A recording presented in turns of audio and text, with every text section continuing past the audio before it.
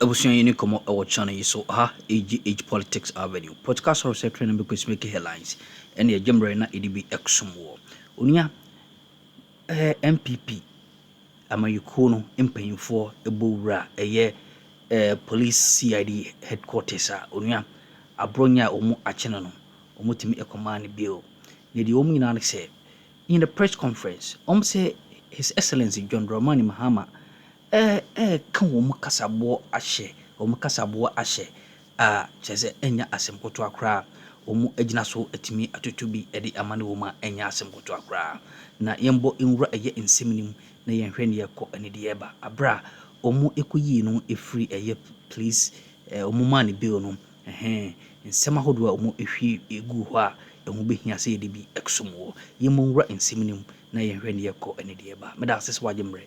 visit 3news.com. This is Ghana Tonight. We're live on 3FM 92.7, also on TV3 Ghana on Facebook, and on DSTV channel 279. We're all across the world on 3news.com. We're also on 3 News on YouTube, as always, probably brought to you by Flamingo Paint, Simply Superior, Sasso, Insecticide Spray and Quell, Tum Preco. Coming up next, you're Ghana Tonight. The opposition New Patriotic Party is accusing government of stifling free speech hours after its Bono regional chair was arrested and released by the Police Investigations Department, that's the CID. Well, this was just about an hour ago when he was released, but we were there to monitor exactly how it all played out. But the opposition PP is tonight accusing government of stifling free speech. Now, this comes after these hours that we monitored. Its Bono Regional Chair, Kwame Bafo, alias Abronye, was arrested and subsequently released by Police Criminal Investigations Department. He is alleged to have issued threats against a presiding judge at the Adenta Circuit Court. Now, this is the second time he has been arrested for comments he has made in the last 7 months. Leadership of the NPP have been at the police headquarters demanding his release earlier. Now, we understand that demand haven't been granted. The full details of it, we're getting to know the full details of this, the bail, and then also the specific demands that were made. Henry Nanabuachi is the national organizer of the New Patriotic Party. He spoke to my colleague, George Quening, who was at the police CID headquarters earlier today. The minority leader, Alexander Afenyo, marking as well. You see them in the video there. And then also you have other members of parliament who thronged this place, the CID headquarters, to have him released. I mean, Shia South member of parliament as well in there. So that's what you see, Abronye DC there in the white long sleeve shirt with the jeans trousers in the company of Henry Nanabuachi, and then also the minority leader, Alexander Afenyo, marking after his release. So that's what you see in the video on the screen there. Let's take a listen to Henry Nanabuachi after the release. Take a look. Government is under pressure. So that is the only thing they can do to just sway the minds of Ghanaians from these issues. Because what are we hearing? That Abronye says a certain judge is political. In fact, we're in this country when they branded the entire judiciary as unanimous FC. Yes. This country. In fact, they said that they were MPP judges. Yes. And the president even promised that when he becomes president, he was going to overhaul the judiciary. Yes. I think that this government must be tolerant and they must allow free speech to work. This is what they benefited from. And the Ghanaians are expressing their views. I mean, this is what we are seeing now. So for me, what happened today is just a mere cover-up. They just want to cover some of these pressures they are facing as a government. And what Baba Amando's issue is what? That because your own promise, you could not fulfill LGBTQ, and now you are saying that it's not a priority, and you have been branded in LGBT colors. Yes, you said that it's not your priority. So what? Because of this, you must harass this young man from Sunyane. You invited him, he reported, you said, did you know anything about it? Just when he was leaving the premises, you recall him, and then you just had to cage him in a car for almost 8 hours. Because of what? Because he posted something on Facebook. I think that this government must be responsible for their own promises. They made these promises. So today, if Ghanaians are asking questions, they should not be hiding under the cover of this unfortunate harassment and arrest. Thank you very much.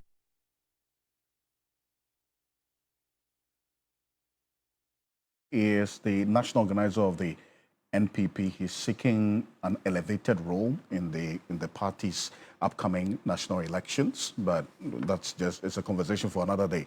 But then, Alexander Afenyo, who is also the minority leader, the Futu Member of Parliament, was also there. We sought to find out from him the details of Abronye's bail conditions, and which was met before he was released. You hear Henry Nabachi also mention Baba Amando Abubakar Yakubu, who is the Sunyani East Communications Director of the NPP. He was arrested earlier today. He was brought to Accra from the information we got. But this is Alexander Afenyo giving us details of Abronye DC's bail conditions upon his release. Take a look. We heard of the arrest of our chairman, Abronye, and then our brother, the communication officer, all the way from Sunyani. They brought him. We engaged the police, and they've been reasonable. The initial plan was to detain them, try to discuss with them the need to at least release them on bail. And eventually, the consensus was that I should stand surety. So I have done so. I have executed the bail bond for Chairman Abronye and Baba Amando, the two of them. They've released them. They've set conditions for reporting. We are thankful to them. We only want to draw the attention of Ghana police and the government to appreciate the fact that in a democracy, there must be some level of tolerance. They've raised some concerns regarding some issues that have come to their attention. I'm sure the legal counsel will take those matters up with our colleagues, creating a whole media outrage or showing somebody where the power lies. But let me again thank them, the IGP and his CID boss, for accommodating us, listening to us, looking at the time. They should be closed and gone, but they've cooperated with us. Chairman Abronye was sent into custody. They have brought him back, and bail has been granted. So, thank you so much. What were the charges? No further comment. Thank you very much. That's Alexander Afenyo there. So the details, as we do know it now, he's too surety for the two of them. That's Abronye and Baba Amando Abubakar Yakub. And the IGP, we understand, was there until his release, and also the CID boss. Nana J. Bafwewa is a member of parliament for the Menchia South constituency, also a lawyer, and he shared his views after the release of the two individuals in question. Take a look. It's so bizarre seeing that the government has decided to weaponize these arrests in the trying to cow people into submission so that we'll not talk about the matters on the front burner. That's what they are trying to do, and it's unfortunate. We think that the government should be focused on delivering the jobs. 78% of their own people say that they are hard pressed for jobs. We have over 80% of Ghanaians saying that the LGBTQ issue remains an issue for them, right? We have insecurity on the ascendancy. Today, we have seen the unfortunate incident of a footballer. A football bar has been attacked by armed robbers, and that one of the players losing his life. It's so unfortunate. We think that government should concentrate its energies in making the people's life better. Can you imagine government sending security forces to Gunahafo just to arrest somebody who has said something which is uncomfortable with? couldn't the government have concentrated its energies on making sure our security get better?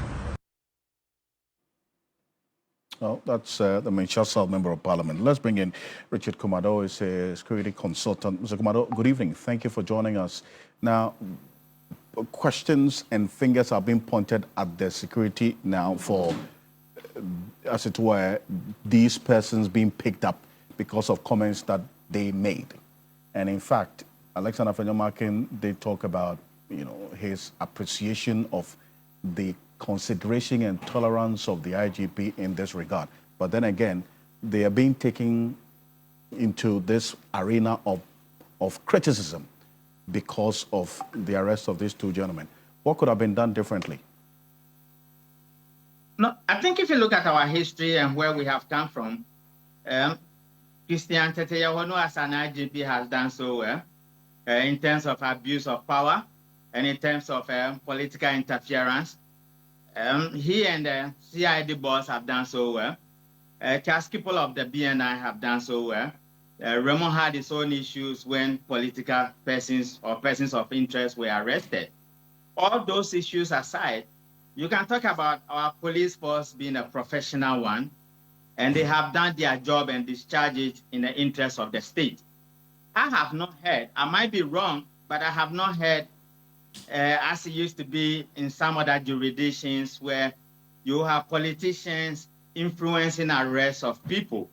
And so what I want to say is that this is a police force that is professional. They've shown candor. They've conducted their job in the interest of the state, and they were professional. So I want to go with what the minority leader said.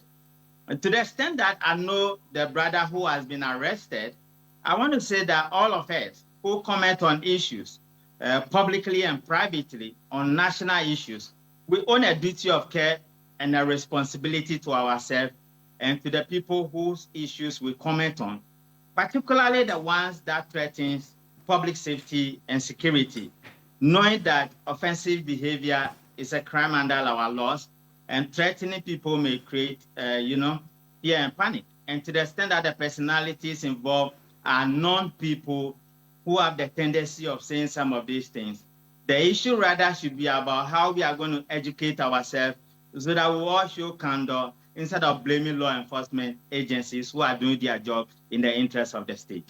The questions were raised as to why they were arrested for making those comments and the alleged threat of a sitting judge, for that matter, in a particular case.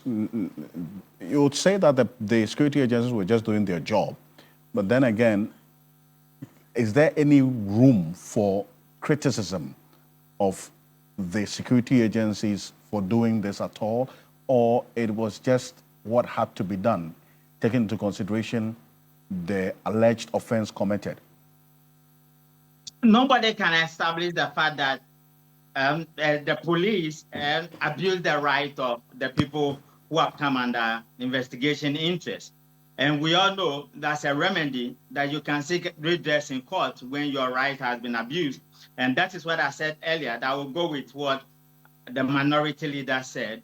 He has attested to the fact that the IGP was there himself to ensure that the right of my brother Abronye has not been abused.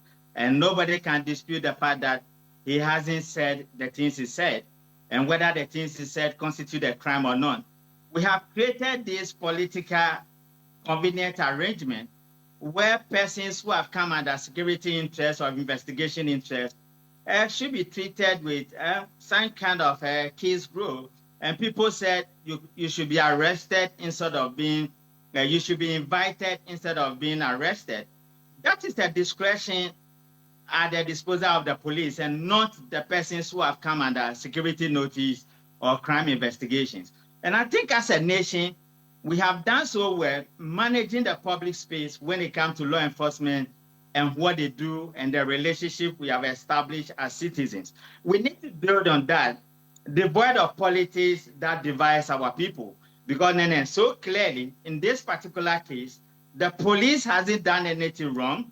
The IGP Christian Teteyawono hasn't done anything wrong. They acted in line with order, and they exhibit highly professional conduct as a police officer.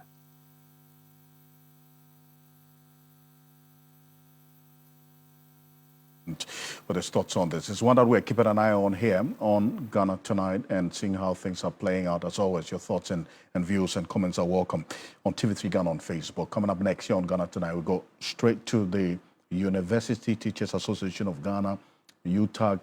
They're making quite a number of demands, and that's what's coming up next. They have handed government a 14-day ultimatum to sack the Director General of the Ghana Tertiary Education Commission, Professor Ahmed Jinapor, the man you see on the screen there, not the president, but that's Professor Ahmed Jinapor, and this ultimatum directly to the president, 14 days, and the count begins from today, from what they are telling us. Now, the University Teachers Association of Ghana, UTAG, say this 14-day ultimatum to government to remove the Director General of the Ghana Tertiary Education Commission, GTEC, Professor Abdullahi Jinapor, and his deputy. Now, UTAG accused the GTEC boss of overstepping his mandate by interfering in post-retirement contracts of lecturers, downgrading academic staff, and micromanaging university councils. They addressed a press conference earlier today. Take a look.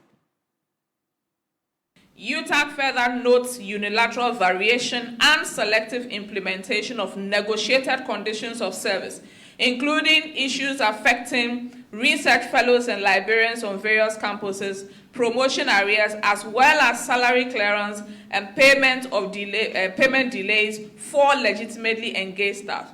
These practices undermine good faith collective bargaining, strain labor relations, and heighten the risk of avoidable industrial instability across the public tertiary education sector. The GTEC directives and circulars dated 30th September 2025 and 1st October 2025 will be withdrawn with immediate effect and subjected to structured stakeholder consultation and harmonization with existing legal frameworks and negotiated conditions of service.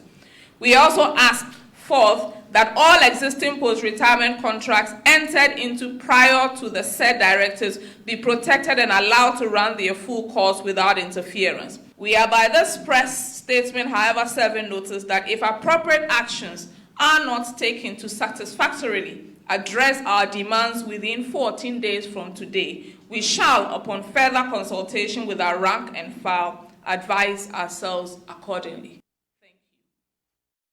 So that's the UTAG national president. They're addressing the press. There are a number of demands they're making beyond what you heard her say. This is it. Now that they want Professor Jinapor relieved of, and his deputy, in fact, relieved of their current roles in order to restore, and this is why they're asking for them to be sacked, to restore confidence in the tertiary education sector and reset regulatory posture. That's number one. They also say government must urgently operationalize the Education Regulatory Bodies Act 2020, Act 1023, through a clear, unambiguous legislative instrument, including mandatory consultative rule-making, clear limits on interference in the internal governance. Also, they're talking about a transparent appeals mechanism against regulatory decisions. And then they say that the GTEC circulars dated 30th September 2025 and 1st October 2025 should be withdrawn. That's another demand they are making, with immediate effect and subjected to structured stakeholder consultation and harmonization with existing legal frameworks and negotiated conditions of service. So these are amongst the demands that the University Teachers Association of Ghana is making, in addition to the 14-day ultimatum for the sacking of Professor Jinapor. Now, that's to the president. Let's stay a bit further on this. The president of the University Teachers Association of Ghana, UTAG, University of Ghana. We ain't some how do team course or channel so that's an so bad and don't be Erumania. Yeah, percent share na yasuma kwanstron kusukura. Shinoswami say, aha.